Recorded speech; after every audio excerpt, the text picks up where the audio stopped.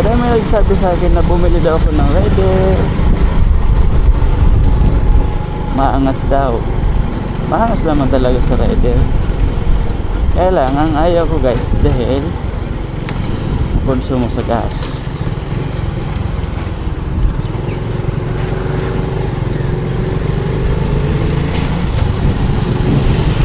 Gusto ko kasi yung tipid.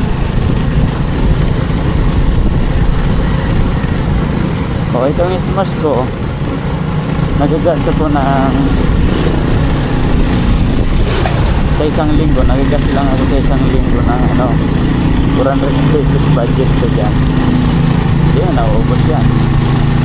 Ngayon yun, nung tumaas na yung gasolina. Pero dati na yung presyo nasa 60, 300 pesos lang.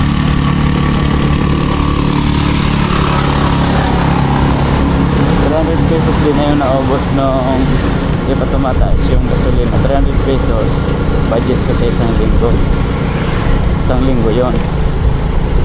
Eh ngayon kasi tumaas, tumagdag, 400 budget ko sa isang linggo. Lagi pa yan full.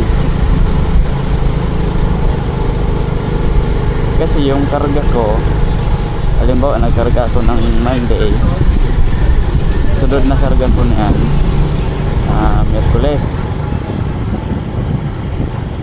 Jadi papasok sa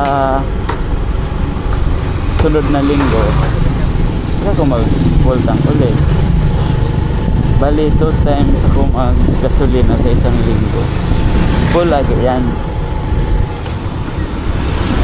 Ayaw ko kasi nakikita na bagsak yung gauge. Tinataban na ako niyan mag-drive. Feeling ko kasi hindi na ako makakarating. Pero malapit lang.